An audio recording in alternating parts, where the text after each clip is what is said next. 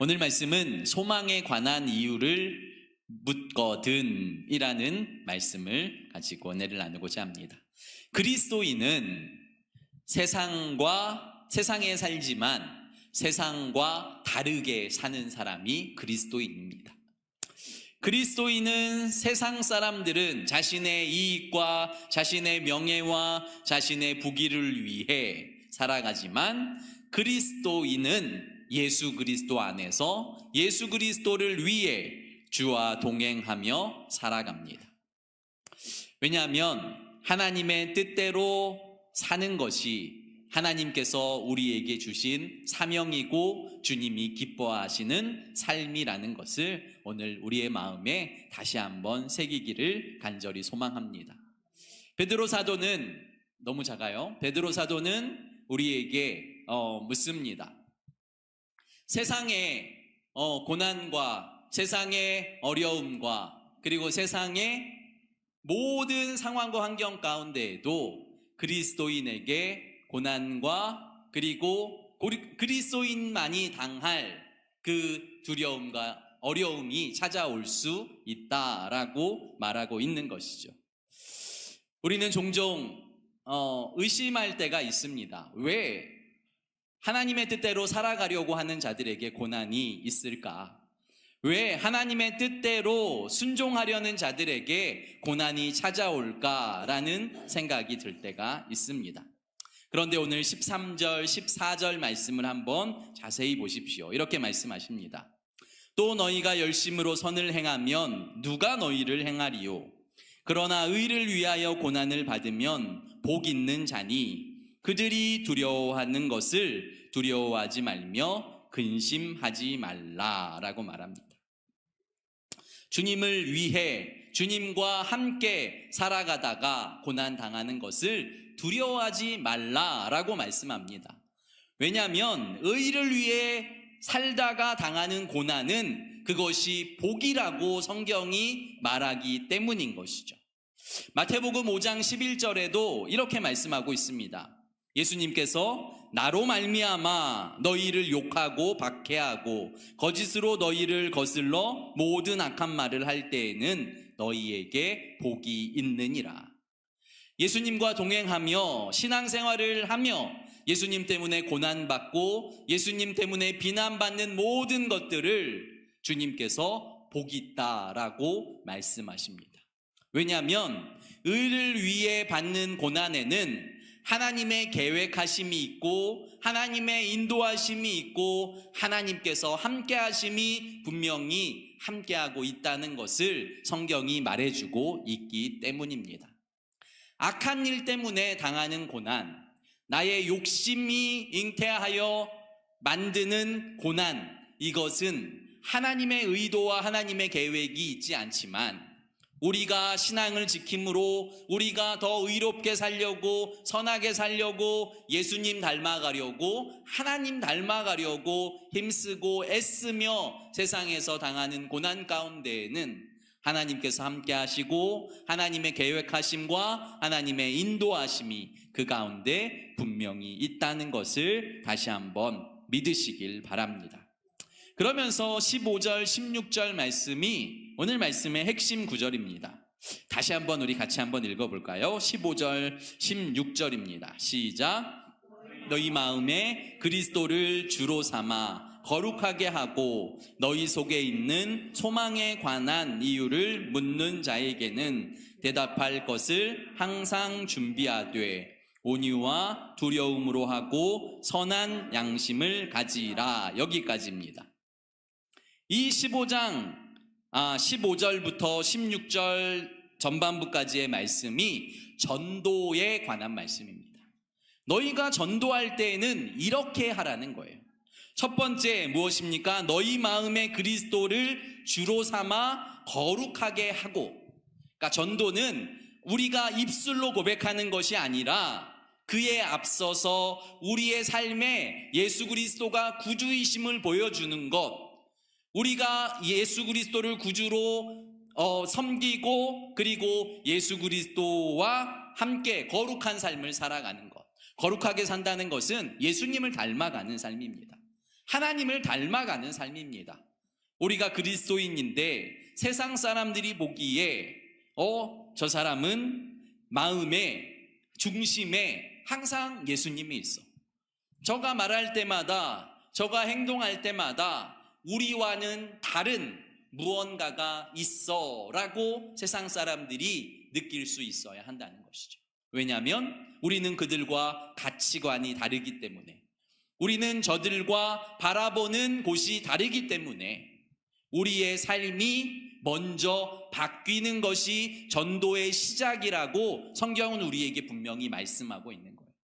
그러니까 우리의 전도는 우리의 삶의 주인이 예수 그리스도이십니다.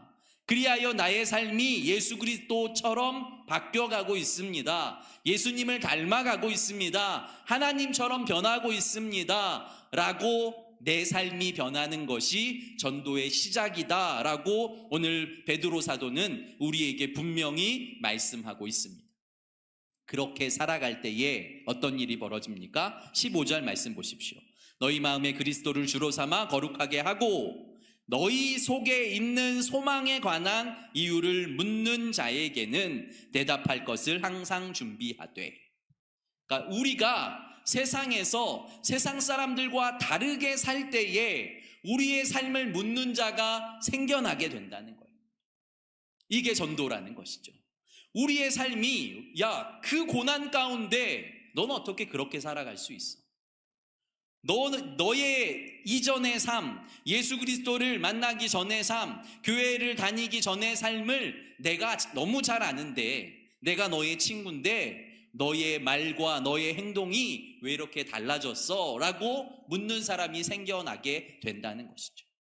예수님을 만나고 언어가 완전히 바뀌는 사람들도 있고요. 또한 병원에서 어떤 분은 이렇게 말씀하시더라고요.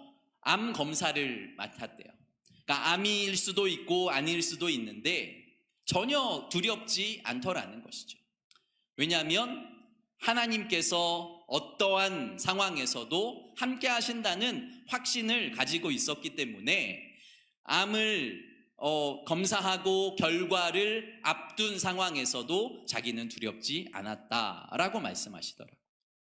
의사가 묻더랍니다. 모든 사람이, 대부분의 사람이 이곳에 오면 이 결과를 앞두고 두려워하고 떠는데 왜 이렇게 평안하십니까? 라고 물으니까 그분이 저는 하나님을 믿습니다 라고 대답했다는 것이죠.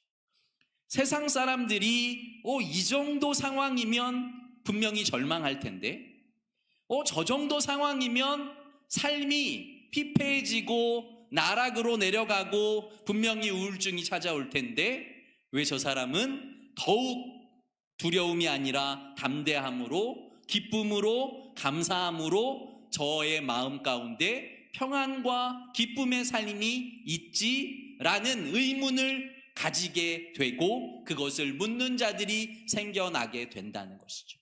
그때 이렇게 하라는 거예요. 15절 말씀 뒤에 보시면 이유를 묻는 자에게 대답할 것을 항상 준비하되 어떻게 하냐면 온유와 두려움으로 하고 선한 양심을 가지라. 이것이 전도하는 사람, 이것이 그리스도인이 가져야 할 마음이라는 거예요. 온유함, 부드러운 마음인 거죠.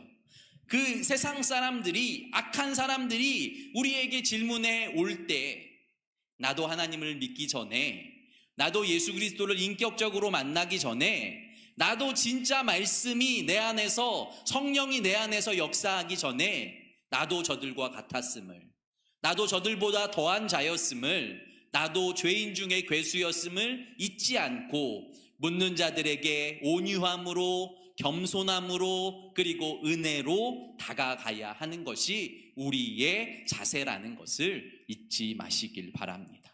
온유와 두려움으로. 두려움은 무엇을 두려워하는 것일까요? 세상을 두려워할까요? 하나님을 두려워하는 것이죠.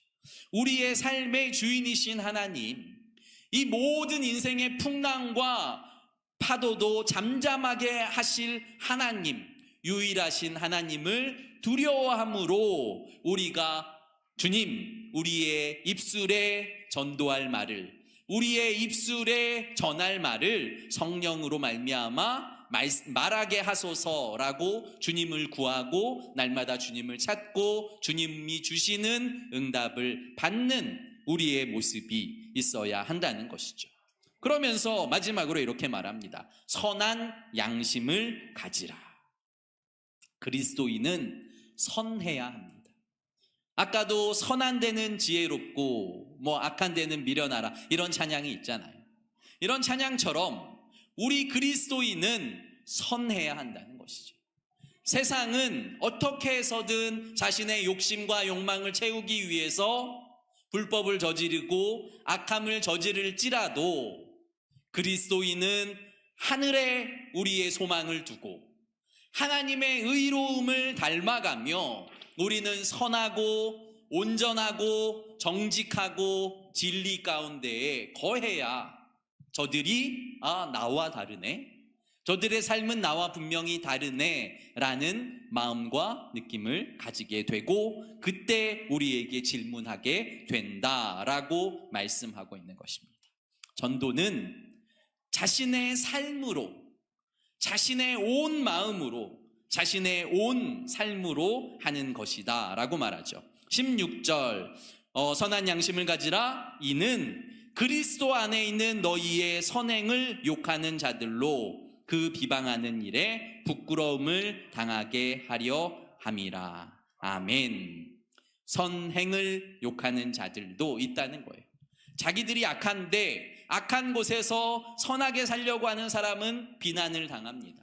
세상에서 악한 마귀 사탄에게 잡히고 그의 삶을 살아가는 자들에게 예수 그리스도를 닮아가고 예수 그리스도처럼 살아가려는 자들이 비판을 당하고 비난을 당할지 모르지만 우리는 그때에 부끄러움이 아니라 오히려 저들이 우리가 하나님을 만나고 우리가 변화되고 우리가 새로운 삶을 얻음으로 말미암아 저들이 부끄러움을 당하게 된다라는 말씀을 사랑하는 성도 여러분 마음에 깊이 새기시길 바랍니다.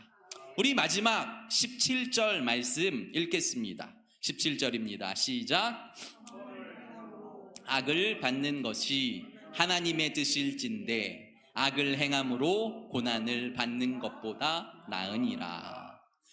아멘. 무엇이라고 말합니까? 선을 행함으로 고난받는 것이 하나님의 뜻이라고 말씀하세요.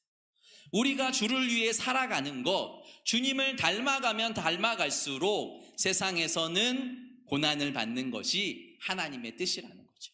그런데 우리가 절망하지 말아야 할 것은 하나님은 그 고난을 통해서 주님을 더욱더 알아가게 하시고 우리는 이 고난을 통해서 주님과 더욱더 하나 되고 이 고난을 통해서 주님의 역사하심과 주님의 풍성하심과 주님의 일하심을 우리의 삶 가운데 체험하고 경험하게 된다는 것을 우리는 믿어야 합니다.